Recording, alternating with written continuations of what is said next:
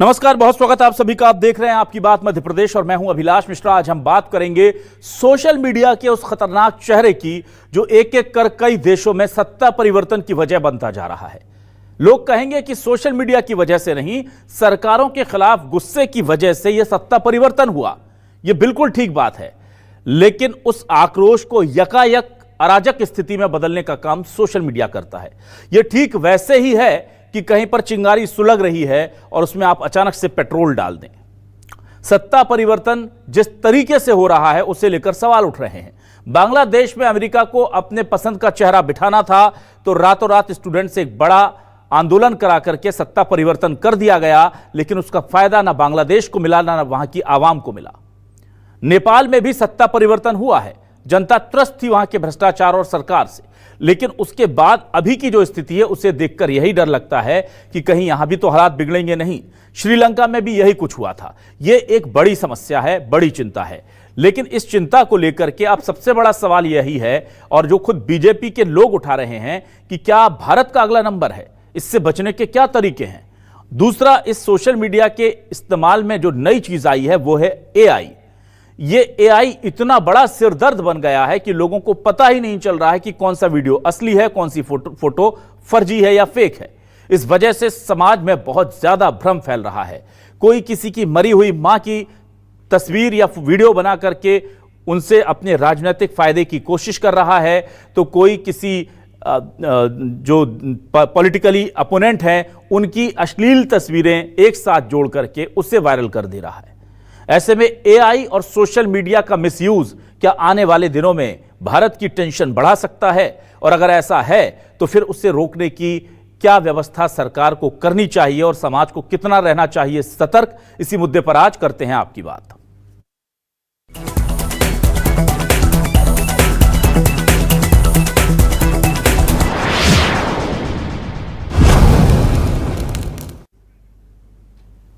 आज बिहार चुनाव को लेकर के एक एआई वीडियो जनरेट किया गया। उसमें पीएम मोदी को दिखाया गया और उनकी दिवंगत माताजी के साथ उनके कुछ संवाद दिखाए गए। इसे देखकर हर किसी ने कहा कि यह क्या हो रहा है। इसके अलावा इतना ही नहीं, सीएम योगी का अखिलेश की पत्नी के साथ एक वीडियो, एक फोटो वायरल हुआ, उसे लेकर लोगों ने आपत्ति जताई।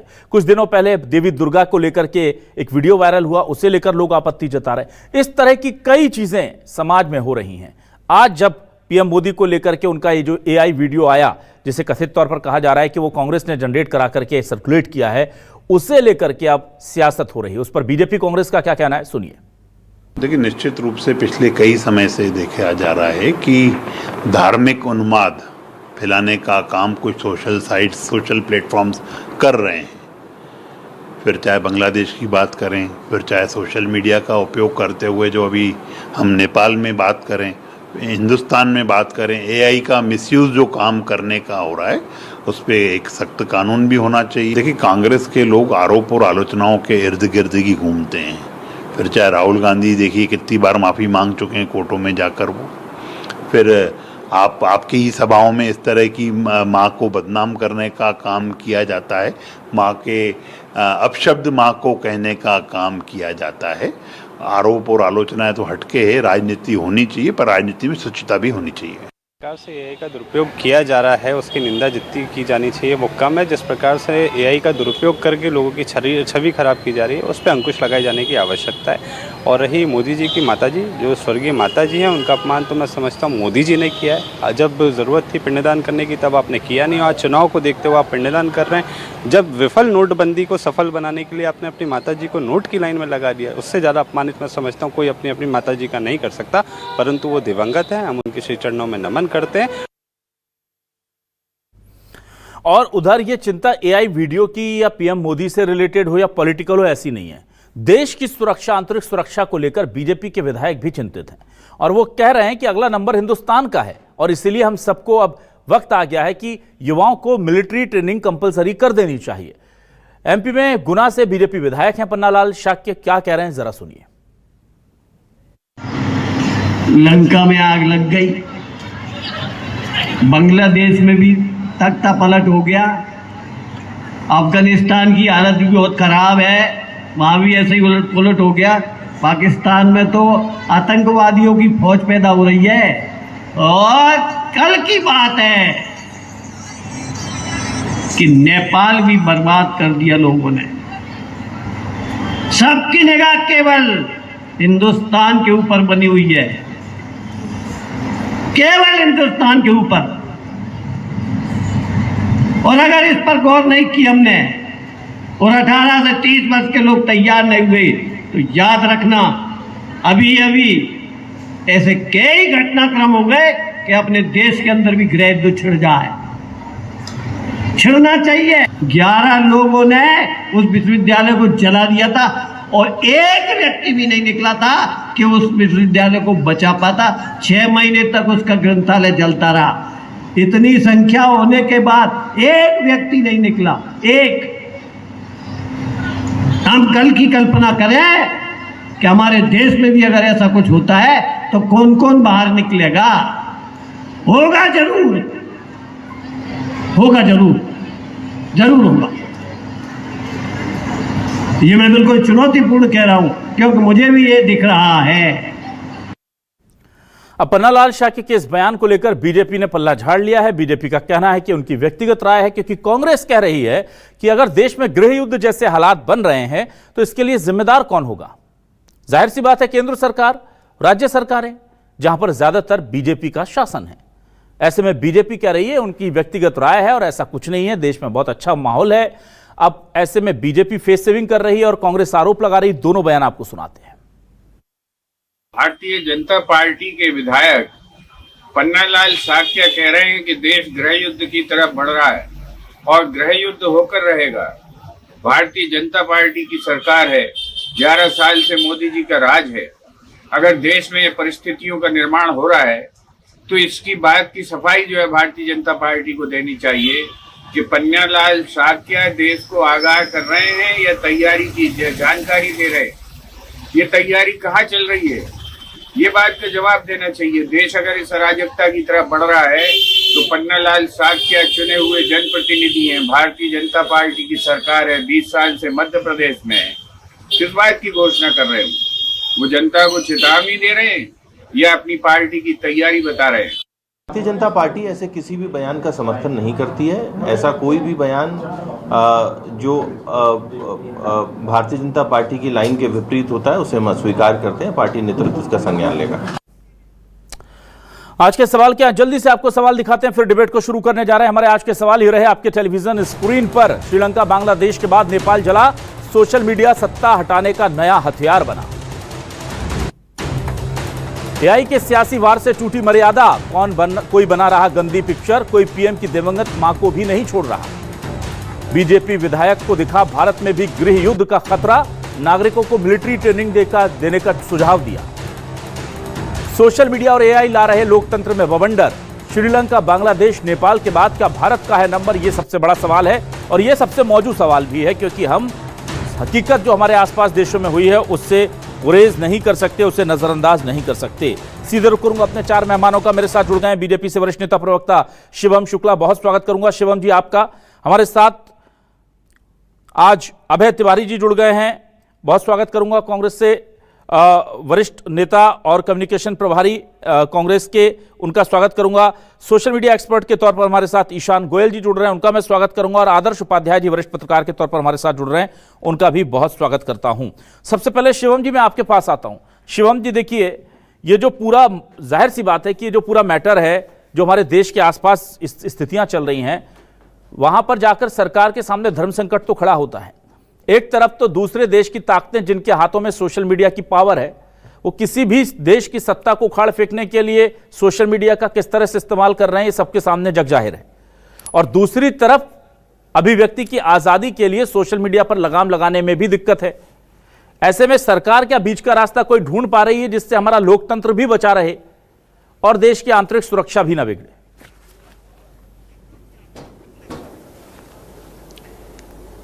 देखिए अभिलाष जी, सबसे महत्वपूर्ण चीज यह है कि भारत लोकतंत्र की जननी है और इसी कारणवश भारत के लोगों के भीतर जो लोकतांत्रिक भावना है वो सिर्फ और सिर्फ एक व्यवस्था के तहत नहीं, वो उनकी जो एक मनोस्थिति है उस रूप में अंतर्निहित है।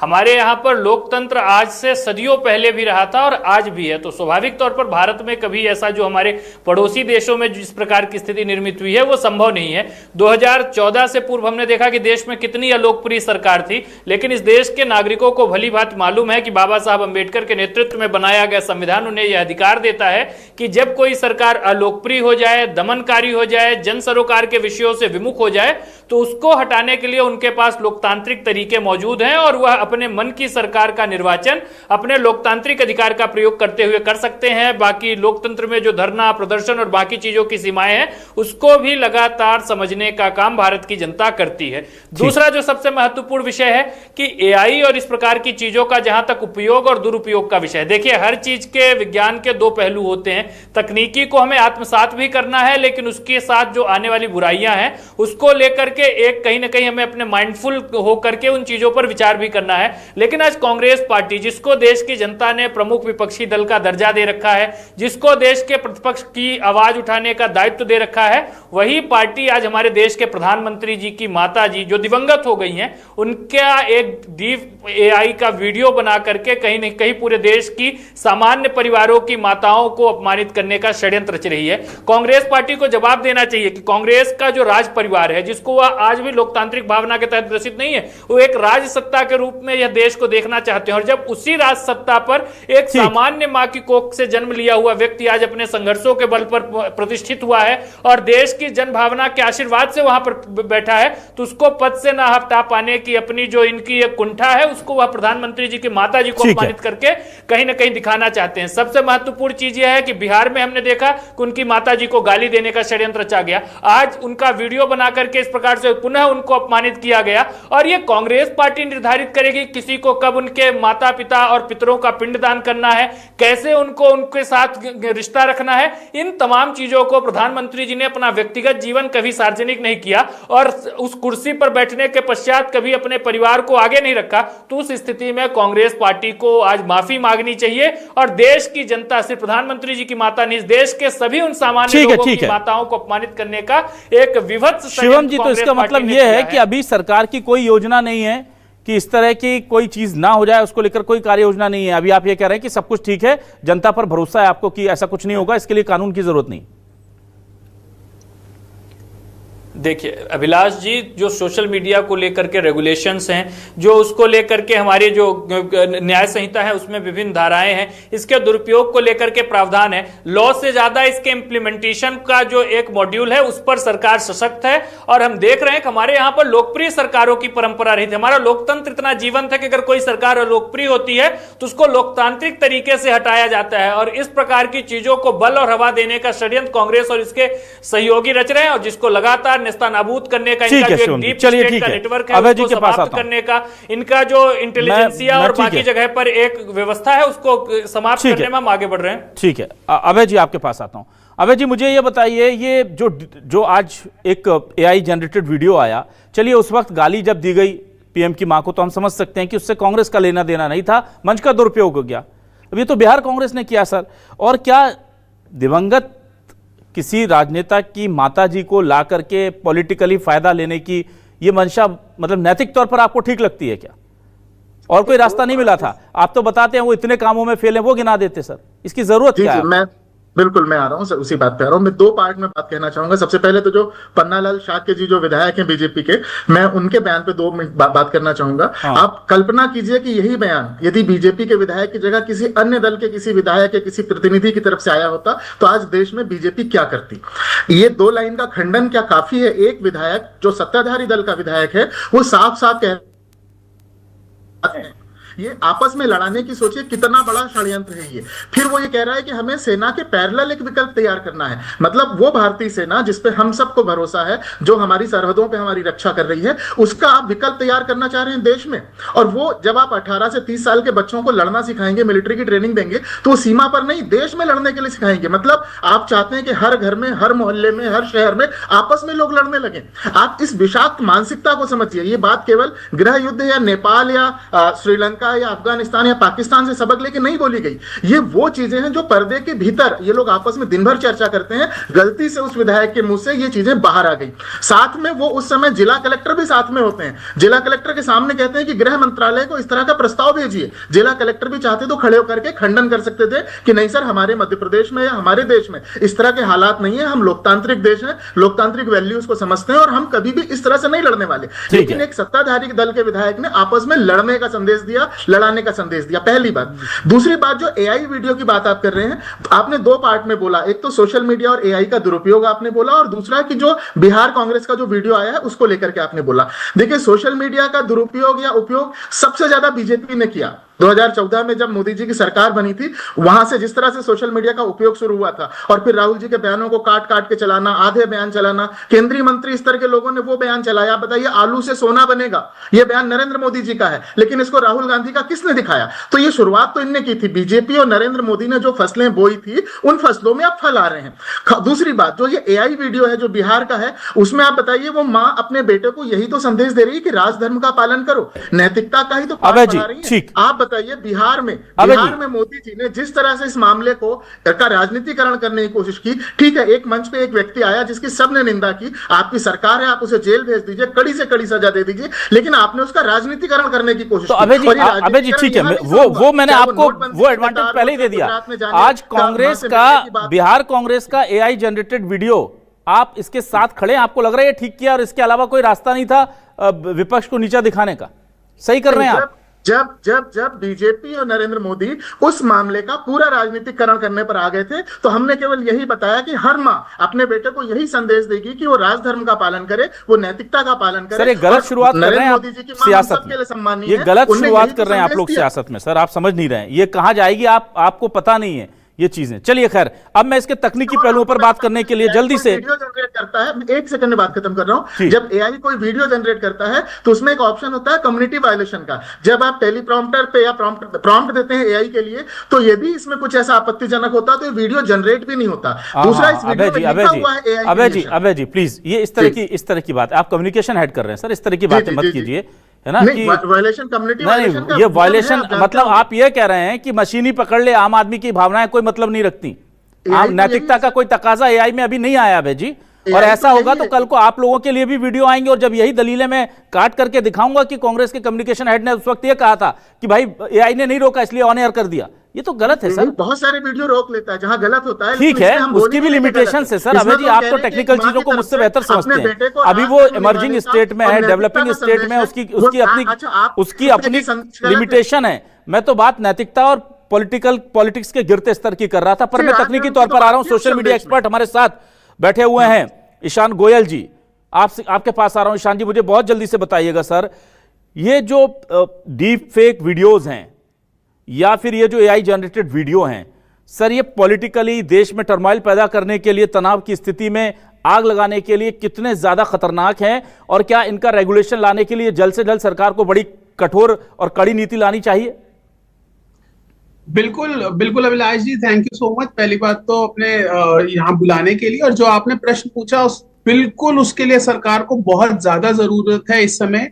कई, देखिए मैं आपको बताता हूँ, एआई के अंदर जो वीडियोस बनती हैं वो 2 अलग अलग एप्स के थ्रू बनती है, ठीक है, और कई एप्स हैं जिनके अंदर आपको वीडियो बनाने के लिए अपना कंसेंट देना पड़ता है। जैसे हेजन टाइप की एप्स हैं, उसके अंदर आपको खुद एक लिंक आता है, उस लिंक पर जब आप जाते हैं, वहां पर आप बोलते हैं कि मैं ईशान गोयल, मैं मेरा एआई अवतार बनाने का कंसेंट देता हूं हेजन।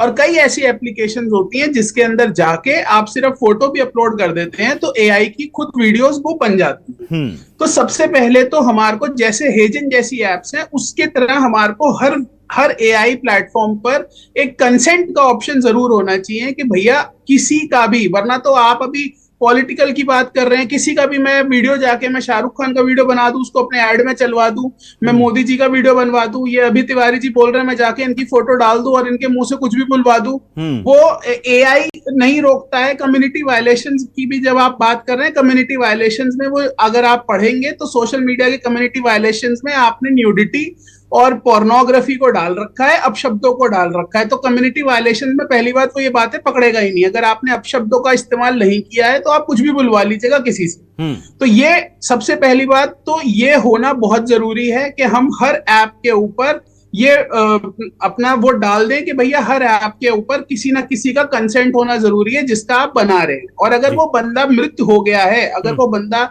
नहीं है इस संसार में, तो उनका नेक्स्ट ऑफ किन हो या कोई एक ऐसा हो जो उनका एआई अवतार बनाने की परमिशन दे सकता हो ऐप के अंदर। तो ये बहुत जरूरी है, वरना आगे आने वाले समय में इन चीजों की दिक्कतें बढ़ती ही जाएंगी। आप हाई कोर्ट में आके देखिए, बॉलीवुड की अभी एक्टर हैं वो हाई कोर्ट में आके बोल रही हैं कि मेरे नाम से ऐड बन रहे हैं।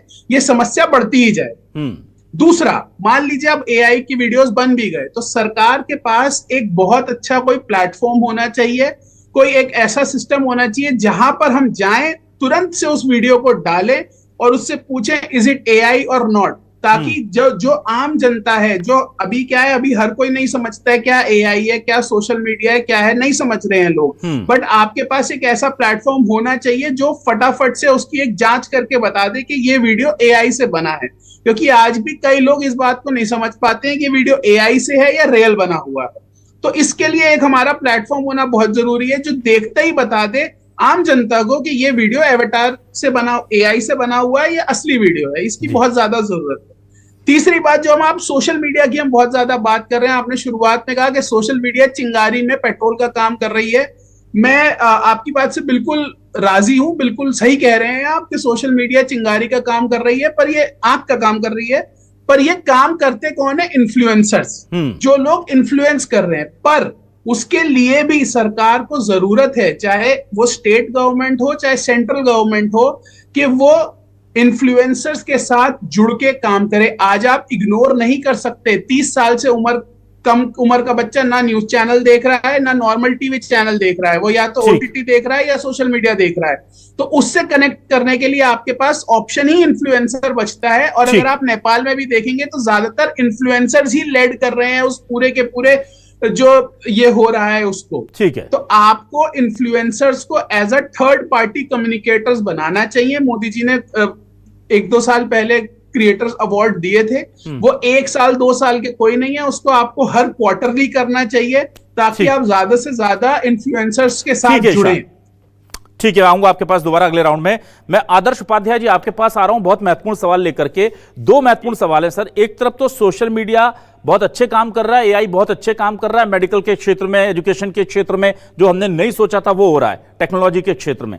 लेकिन एक तरफ तो इसका जो खतरा है वो लोकतंत्र के लिए बड़ा खतरनाक हो रहा है। लोकतंत्र में बताया जा रहा है कि एआई एज अ विलन निकल करके सामने आ रहा है, मेडिकल में एज अ हीरो निकल कर सामने आ रहा है। तो लोकतंत्र के लिए कितना बड़ा खतरा है, और सरकार के लिए सामने अब संकट ये है कि अगर वो इस पर थोड़ा भी सख्ती करती है तो फिर विपक्ष को पूरा मौका मिलेगा कि आप फ्री आवाज को दबा रहे हैं, अभिव्यक्ति की आजादी को कुचल रहे हैं और आप सोशल मीडिया को पंगु बना रहे हैं। तो ऐसे में सरकार क्या करेगी, पहला सवाल। दूसरा सवाल, जो बिहार कांग्रेस की आज की जो वीडियो आया है वो उसको आप कैसे देखते हैं सर? ये 2 अलग अलग सवाल है मेरे। तो जी देखिए, जो बिहार कांग्रेस का जो वीडियो वायरल हुआ है उससे एक छोटी सी चीज समझने की, ये चीजें शुरुआत कहाँ से हुई। ये जो एआई का यूज चलिए आज बिहार कांग्रेस ने किया है। अभी मेरे बीजेपी के साथी कह रहे थे कि प्रधानमंत्री जी कभी भी अपना सार्वजनिक जीवन जो है वो दिखाते नहीं, मतलब जो अपना व्यक्तिगत जीवन है कभी भी सार्वजनिक नहीं करते हैं। तो मुझे ये बताइए, जो पिंडदान वाला प्रधानमंत्री जी का है वो सार्वजनिक कैसे हो गया? हर जगह मीडिया कैसे पहुंच जाते हैं? तो दोनों राजनीतिक पार्टियां जो है अपने हिसाब से देखती हैं कि किस चीज का फायदा मिल सकता है, किस चीज का घाटा मिलता है। चुनाव है बिहार का तो आरोप प्रत्यारोप अपने चरम पर रहेगा ही, ये हमको समझने का है। पर कोई बिहार के डेवलपमेंट की बात कभी भी नहीं कर रहा। जैसे आपने एआई की बात के लिए पूछा, तो एआई की डिमांड तो है ही। देखिए, यूएस जैसी कंट्रीज एआई की डिमांड पॉजिटिव वे में ले रही है, हमारी कंट्रीज में दोनों तरीके से लिया जा रहा है। अभी आप देखेंगे तो हमारी जो कंट्री है उसमें हमारे देश में इसका नेगेटिव यूज बहुत ज्यादा हो रहा है। पर इसकी जिम्मेदारी किसकी बनती है, आप ये बताइए। भाई सरकार की जिम्मेदारी है, किस चीज के एडवांटेजेस डिसएडवांटेजेस होंगे वो सरकार की जिम्मेदारी है, उसके डिसएडवांटेजेस को कैसा रोका जाए। आम आदमी आज की डेट में भी आप देखेंगे ना, बिहार के इंटीरियर में चले जाइए, उन्हें कोई भी वीडियो ऐसा दिखा देंगे जाएगी, वो उसका सच मान जाएंगे। एक पढ़ा लिखा आदमी समझ जाएगा कि ये वीडियो फेक है, ये रियल नहीं हो सकता। बट जो देश के गांव देहात में जो आदमी रहता है उसको कुछ भी दिखाया जा रहा है और वो आदमी उसको सच मान रहा है, चाहे बीजेपी दिखाए, चाहे कांग्रेस दिखाए, चाहे कोई भी दिखाए। पर ये भी देखना पड़ेगा ये चीजें शुरुआत कहां से होती है। पहले बीजेपी एक वीडियो डालेगी, फिर कांग्रेस एक वीडियो डालेगी। बट वे किसी की भी माँ के लिए कोई गलत शब्द यूज करना गलत ही बात है। ये हमारा देश कभी भी इसकी इजाजत नहीं देता है। और जहां तक एडवांटेजेस और डिसएडवांटेजेस की बात करो, इसकी जिम्मेदारी तो सरकार उठाएगी ना, इस पे क्या स्टेप लेके आ रही है, क्या कानून लेके आ रही है, इसको रोका कैसे जाएगा। दूसरी, जैसे आपने बात करी जो नेपाल में हुआ, तो सर जो नेपाल में हुआ ना, आप उसके आप शायद डीपली देखेंगे ना, तो वहां पर एक पहले से वॉर चल रहा था कि जो लोग हैं नेताओं के लड़कों को टारगेट कर रहे थे, नेताओं के बच्चों को टारगेट कर रहे थे कि रातों रात उनकी प्रॉपर्टीज इतनी बन गई। तो वो क्लियर परसेप्शन है कि जब अनएम्प्लॉयमेंट देश में बढ़ेगा, अनएम्प्लॉयमेंट की बात कोई नहीं कर रहा, बेरोजगारी बढ़ेगी, महंगाई बढ़ेगी, तो लोग देखना शुरू करेंगे कि भाई कल को ये जो नेता था, इसका बच्चा रातों रात आके करोड़पति अरबपति बन गया, मेरे पे एक नौकरी भी नहीं है, तो एक ना बूम बनता है देश में। जब बूम बनेगा तो पब्लिक सड़कों पर उतरेगी। बट मैं मानता हूँ कि हमारे देश का जो विपक्ष है वो इतना मजबूत है कि लोगों की बात को अच्छे से रखेगा, और ये चीजें हमारे देश में नहीं होगी। देश की जनता बहुत समझदार है। चलिए ठीक है, अब मैं जल्दी से शिवम शुक्ला जी आपके पास आता हूं, और चूंकि शुरुआत में मैं चाह रहा था कि आप अपनी बात रख लें, आप बहुत छोटे छोटे आंसर लेंगे, हमने पहले बड़े लंबे एलोबरेटेड आंसर लिए हैं। आज कल की खबर है, आज की भी नहीं बल्कि, जो संसद की एक स्थायी समिति है उसने बाकायदा एक मसौदा सरकार को पेश कर दिया है और कहा है कि ये जो दूसरे आसपास के मुल्कों में हो रहा है, या ये जो एआई के जरिए, डीप फेक वीडियो के जरिए हो रहा है, ये देश के लिए बहुत खतरनाक है। संसदीय समिति की सिफारिश है कि भाई इस तरह के मामलों से निपटने के लिए अब हमें फैक्ट चेक पर जोर देना होगा और इसके लिए एक पूरा मैकेनिज्म बनाना होगा। और यह भी कहा जा रहा है कि शीतकालीन सत्र में इस पर खुले दिल से चर्चा करने के लिए सरकार भी तैयार है और विपक्ष के साथ एक लंबी बहस इस पर हो सकती है कि किस तरह का कानून बनाया जाए। पर मुझे यह बताइए सर कि जब आपके अपने विधायक ही इस तरह की चीजों पर शंका जता रहे हैं और उन्हें इतना डर लग रहा है, तो सरकार पीछे नहीं रह गई है क्या? जब हम देख रहे हैं कि पड़ोसी मुल्क जो हैं इस तरह की चीजों से प्रभावित होकर के आग में जल रहा है। बांग्लादेश में क्या हुआ, यूथ ने किया, कैसे किया? सोशल मीडिया के जरिए किया। नेपाल में क्या हुआ, यूथ ने किया, कैसे किया? सोशल मीडिया के जरिए किया। रीजन उसका कुछ भी हो सकता है, धार्मिक उन्माद हो सकता है, भ्रष्टाचार हो सकता है, सरकार के प्रति असंतोष हो सकता है। पर सवाल यह है कि हम बहुत स्लो नहीं चल रहे हैं क्या? और विधायक जी को आपने ठीक है चुप करा दिया क्योंकि पार्टी लाइन को वो सूट नहीं करता इसलिए, या आपको लगता है ये बात ही बेमानी है, वो मिलिट्री ट्रेनिंग की मांग कर रहे हैं, इस तरह की स्थिति है? देखिए अभिलाष जी, ये किसी का व्यक्तिगत और निजी मत हो सकता है। हमारी भारतीय जनता पार्टी की, सरकार का और हमारी पार्टी का स्पष्टता के साथ मानना है कि देश बहुत मजबूत हाथों में है, देश का लोकतंत्र बहुत जीवंत अवस्था में है। और दूसरा जो सबसे महत्वपूर्ण विषय है, एआई और बाकी चीजें अभी बहुत ही डेवलपिंग स्टेज पे हैं। जैसे जैसे इन चीजों की क्रमोन्नति हो रही है तो लगातार उस दिशा में जो एडवांसमेंट आ रहे हैं उसके अनुरूप लॉ भी बनाए जा रहे हैं। जैसे अभी आप देखिए नेटफ्लिक्स और इस प्रकार के जितने भी वेब सीरीज के एप्स हैं, जो ओटीटी प्लेटफॉर्म्स हैं, उस पर सेंसरशिप की व्यवस्था नहीं थी, लेकिन अब ये चीजें इवॉल्व कर रही हैं तो सरकार इस दिशा में भी आगे बढ़ रही है। तमाम ऐप्स को भी समय समय पर जो थ्रेटनिंग है पब्लिक लॉ एंड ऑर्डर के लिए, सरकार के लिए, उसको भी हम बैन लगाने का काम कर रहे हैं। तो सरकार इस दिशा में बिल्कुल एकमत है। और दूसरा जो सबसे महत्वपूर्ण विषय आप समझ लीजिए, इस देश में जब एक अलोकप्रिय सरकार हुआ करती थी और 2008 के आसपास हम सबने देखा था कि अरब स्प्रिंग का एक दौर आया था, जब भारत, आप ये भूल जाते हैं कि अभिलाष जी मेरे और सत्ता में भले आप 50 साल और रह लीजिए, पर एक वक्त आएगा जब अब फैक्टर ऑफ इनकम्बेंसी में आप भी गिरेंगे, आप सीधे कांग्रेस पे पहुंच जाते हैं। मैं लोकतंत्र की बात कर रहा हूं, देश की बात कर रहा हूं, सोशल मीडिया की बात कर रहा हूं। अभिलाष जी मैं उसी लोकतंत्र पर जवाब दे रहा हूं, आपको कांग्रेस पर जवाब नहीं दे रहा। सबसे महत्वपूर्ण चीज है कि 2008 के आसपास जब हमारे पड़ोस के ही देशों में, मिडिल ईस्ट के एरिया में, हमने देखा अरब स्प्रिंग का दौर चल रहा था, तमाम देशों की अलोकप्रिय सरकारों का तख्ता पलट हुआ था। भारत में एक बहुत ही अलोकप्रिय सरकार होने के बावजूद भी, सोशल मीडिया का प्रसार शुरू हो जाने के बावजूद भी, यहां के युवाओं ने, यहां की जनता ने देश के लोकतंत्र पर विश्वास जताया और अपने मताधिकार के माध्यम से सत्ता परिवर्तन की ओर आगे बढ़े। तो यह बहुत स्पष्ट है कि भारत इन तमाम चीजों को लेकर के, हम टेक्नोलॉजिकली भले अभी इतने एडवांस न हो पाए, अमेरिका जैसे देश जो बहुत आगे हैं, तकनीकी में हमसे उन्नत है, वह भी अभी इस दिशा में बहुत ऐसे कदम और रेगुलेशंस नहीं बना पाए हैं। तो भारत में और चीजों का एडवांसमेंट भले कम हो, लेकिन हमारी लोकतांत्रिक भावना, लोकतांत्रिक मूल्य बहुत गहरे हमारी जड़ों तक समाये हुए हैं और हम दुनिया में लोकतंत्र की जननी होने के साथ लोकतंत्र की मां के रूप में भी स्थापित है। तो हमारे यहां पर ऐसा कभी कोई संकट स्थापित नहीं हो सकता। ठीक ठीक, अभय तिवारी जी मैं आपके पास आता हूं। अभय तिवारी जी देखिए, जब भी सरकार इस तरह के लिए कोई बड़ा कदम उठाती है तो कांग्रेस सीधे आरोप लगाती है कि नहीं, ये सोशल मीडिया को के पर कतर रहे हैं, परंपरागत मीडिया जो है इन्होंने पहले ही खरीद रखा है, इस तरह के आरोप आप लगाते हैं। मैं बिल्कुल खुलकर बोल रहा हूं। और फिर आप कहेंगे अब ऐसे में स्थिति है कि अगर सरकार जरा भी सख्त एक्शन लेती है, क्योंकि आप भी जब सत्ता में आएंगे तो आपको भी एक सिस्टम चलाने के लिए भाई कोई मैकेनिज्म चाहिए ना। अब कोई वीडियो आया है, जो बात कह रहे थे ईशान जी, मैं उसमें एड ऑन करूंगा कि पता क्यों चले, हमको पता करने की जरूरत भी नहीं पड़नी चाहिए, उसमें टैगिंग होनी चाहिए कि ये एआई जनरेटेड वीडियो है, सिंपल। उसमें कंपलसरी टैगिंग कर देनी चाहिए कि जो भी वीडियो बनेगा, कोई भी वेबसाइट बनाए, कोई भी ऐप बनाए, उसमें टैगिंग हो। तो ऐसे जब भी कोई चीज लेकर के आई जाएगी तो कांग्रेस उसका विरोध करेगी, पॉलिटिकली मोटिवेटेड होकर के या देश हित में बैठ करके चर्चा करके बोलेगी ठीक है ये 4 चीजें आप रख लीजिए, एक हटा दीजिए, हम आपके साथ हैं। क्या होगा कांग्रेस का? देखिए, जहां तक रही बात एआई या सोशल मीडिया के नियंत्रण की, तो जहां दुरुपयोग होगा वहां तो डेफिनेटली सरकार को उस पर कार्रवाई करनी पड़ेगी, नियम कानून बनाने पड़ेंगे।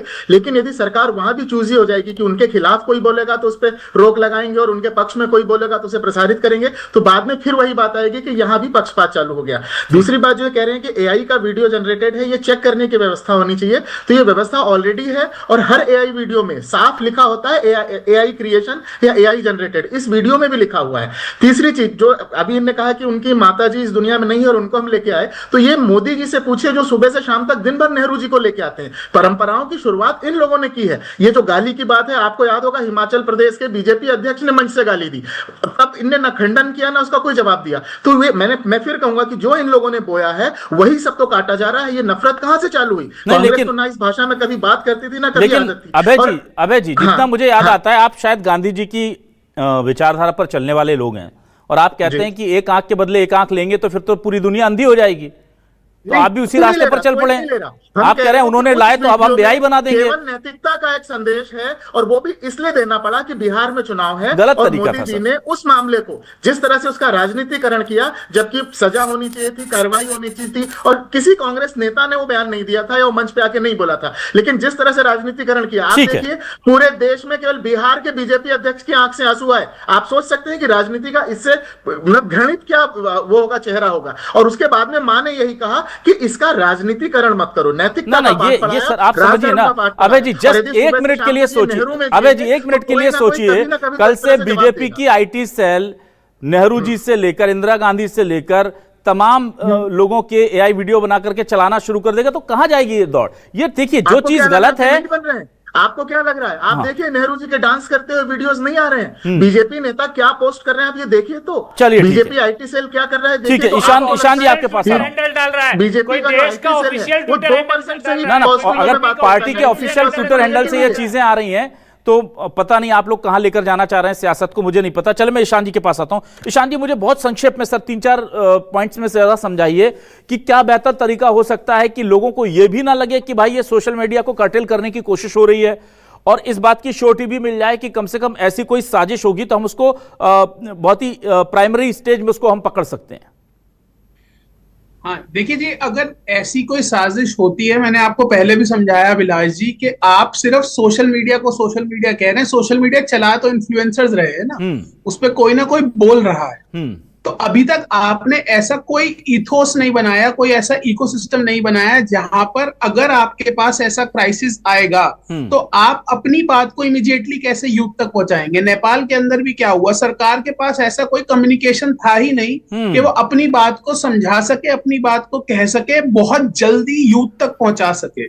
अगर आप अपना, मैंने जैसे पहले कहा कि इन्फ्लुएंसर्स का जब तक आप इकोसिस्टम नहीं बनाएंगे, आप उनके साथ नहीं मिलेंगे, आपका खुद का क्राइसिस इकोसिस्टम होना चाहिए कि अगर मेरा कोई क्राइसिस ऐसा आया और मुझे अपनी बात यूथ तक पहुंचानी है, लोगों तक पहुंचानी है, तो मेरे पास एक इन्फ्लुएंसर्स का और सोशल मीडिया का खुद के ऐसे लोग तैयार हैं जिनके पास मैं मैसेजिंग दूं और वो फटाफट लोगों तक पहुंचा दे। वो न्यूज के माध्यम से भी पहुंचेंगी, ओटीटी से भी पहुंचेंगी और इससे भी पहुंचेंगी। नंबर 2 जो बहुत जरूरी है, आपको ये देखना पड़ेगा कि जो अभी सोशल मीडिया है, उस सोशल मीडिया पे सरकार खुद कोई कम्युनिकेशन नहीं दे रही है। आप बीजेपी सेल की बात कर रहे हैं, सरकार के पॉलिटिकल के लिए दे रही है, बट सरकार गवर्नमेंट अपने मैसेजिंग देने के लिए सोशल मीडिया को यूज बहुत कम कर रही है। अगर अभी एसएससी का भी जब पीछे केस हुआ था तो उसके अंदर जितने भी टीचर्स थे वो सोशल मीडिया की मदद से जीत रहे थे, पर सरकार खुद कोई भी कम्युनिकेशन सोशल मीडिया से नहीं कर रही थी। यहां तक कि एसएससी का खुद का कोई यूट्यूब चैनल या कोई ऐसा नेटवर्क है ही नहीं जहां पर वो अपनी बात को कह सके, वो वेबसाइट से कहते हैं। तो सरकार को अपने हर मैसेजिंग को देने के लिए अपने यूथ को पहुंचने के लिए अपने चैनल, अपने नेटवर्क्स बनाने चाहिए, कंटेंट क्रिएट करना चाहिए, ताकि आप खुद सोशल मीडिया पर इतने ज्यादा हेवीली इन्वेस्टेड हो, इतने ज्यादा अच्छा पॉइंट आपने बताया, डायरेक्टली लोगों तक पहुंचा कि गवर्नमेंट को भी अब अपना मेकओवर करना होगा संवाद के तरीके को और उसको यूथ के साथ जोड़ना होगा। मैं बहुत इंपॉर्टेंट सवाल के साथ आ रहा हूं आपके पास आदर्श जी, लेकिन बहुत समय कम है सर, ज्यादा में एक बात रखना चाह रहा हूं सर, समय बहुत कम है, माफी चाहूंगा। अभय जी, हम बस एक फाइनल कमेंट ले लेते हैं, बहुत ओवरशूट कर गए हम।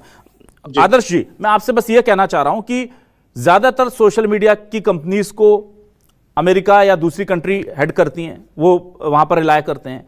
अब दिक्कत यह है कि अगर कोई मैलिफाइड इंटेंशन से सोशल मीडिया के यूजेस में वहां पर छोटी सी भी गड़बड़ कर दे, तो मैं ये जानना चाहता हूं कि भाई सोशल मीडिया पर हम विदेशी सोशल मीडिया पर कितना कंट्रोल कर लेंगे और कब तक कर लेंगे, और जब चीजें फैलती हैं तो वक्त नहीं मिलता हमको बहुत ज्यादा। तो क्यों नहीं, जब चाइना का सोशल मीडिया खुद का हो सकता है, जब ट्रंप अमेरिका में, मुझे सोच करके हैरानी होती है कि अमेरिका में ट्रंप का अपना सोशल मीडिया एक उन्होंने एक प्लेटफॉर्म बना रखा है ट्रुथ करके, जो दूसरी देश हैं उनके पास अपनी सारी, हम इंडिया इतनी बड़ी कंट्री हैं पर हमको अगर कोई भी बात कहनी है तो हम अमेरिकन टूल्स के अलावा कुछ हमारे पास है नहीं। तो क्या यह वक्त आ नहीं गया है कि भारत की कंपनियां भी अपने प्लेटफॉर्म जल्दी से डेवलप कर ले, जिस बात की लाल किले के प्राचीर से पीएम मोदी ने भी इस बार मांग की है? देखिए, इस चीज में ना आपको मानना पड़ेगा हमारा देश बहुत पीछे चल रहा है, और ये जिम्मेदारी सरकार की कि हमको एक पैरेलल सिस्टम ऐसा डेवलप करना चाहिए था। तो हमें फेसबुक, व्हाट्सएप की जगह, जैसे हमारा टेलीग्राम है, गवर्नमेंट आज तक इंडिया का बनाया हुआ, हम आज तक उसे यूज नहीं करते हैं। हर कोई व्हाट्सएप यूज करता है, फेसबुक यूज करता है। जिम्मेदारी सरकार की है कि एक पैरेलल सिस्टम, एक पैरेलल ऐप ऐसे बनाने चाहिए थे जो अपने देश में अमेरिका से ज्यादा चले। अभी देखा जाए तो अमेरिका में बैठ के हमको कंट्रोल नहीं कर रहा है, पूरी दुनिया को कंट्रोल कर रहा है। फेसबुक अमेरिका से चलता है, व्हाट्सएप अमेरिका से चलता है। तो जिम्मेदारी तो सरकार की है ना कि भाई आपको एक पैरेलल सिस्टम ऐसा देना चाहिए था ना। आप एआई बोलते हो, बट एआई से जो घाटे हो रहे हैं उनको आप कवर नहीं कर पा रहे हो, जो नेगेटिव एस्पेक्ट है वो कवर नहीं कर पा रहे हो। तो जिम्मेदारी सरकार की, और सरकार को कुछ एप्स ऐसे करने चाहिए, जैसे भाई हर चीज का एक दायरा होता है, तो अपने एप्स का भी एक दायरा सीमित रखना चाहिए, क्योंकि पर सरकार को इसके खिलाफ बोलना पड़ेगा।